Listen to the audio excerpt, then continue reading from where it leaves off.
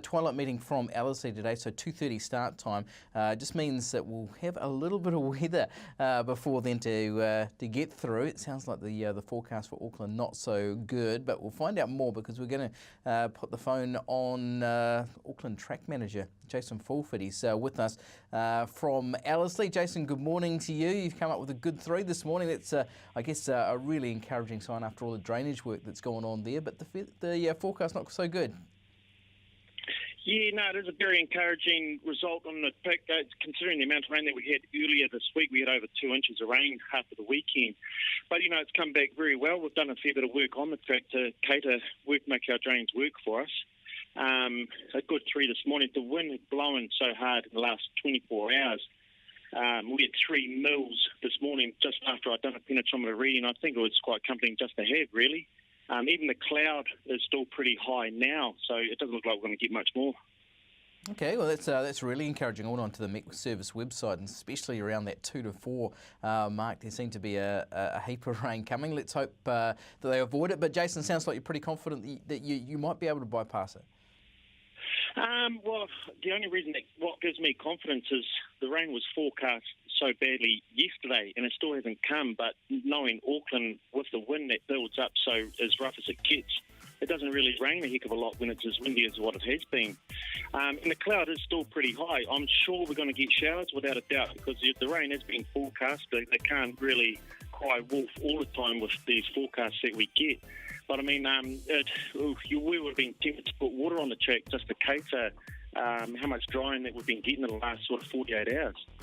Wow, that's remarkable. Got the graphic there on screen. 21 degrees to high, rain turning to showers by midday with strong northeasterlies. Good 3 in the running rail out 3 metres. The last meeting, I think, was Melbourne Cup Day, wasn't it, which followed on from Soliloquy Stakes Day. How's the track held up, and what's the preparation been like for today, Jason?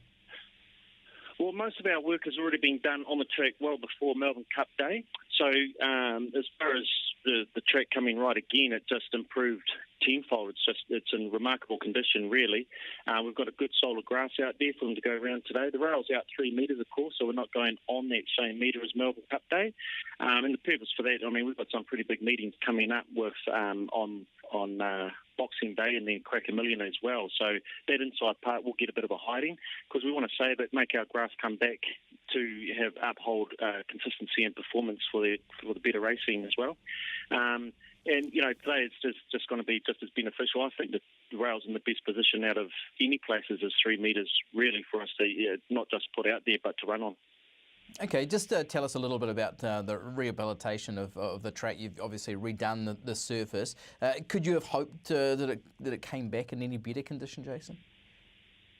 Not really. I think it's probably been a lot better than what it really lets on with penetrometer readings and stuff. But, the riders are the best that will tell when you're riding on it during race meetings and stuff. And I think from the feedback that we get, it's been pretty positive so far. Okay, yeah, we've got a graphic photo of you sort of seems tramping in Peru. How was the trip? Oh, geez, mate, did you really? Yeah, no, it was bloody good. Absolutely. I'd love to do it again too. Good on you, Jason. Really appreciate you being part of the first call, the Punters Lounge Live, and of course going forward race day and for your involvement there as well.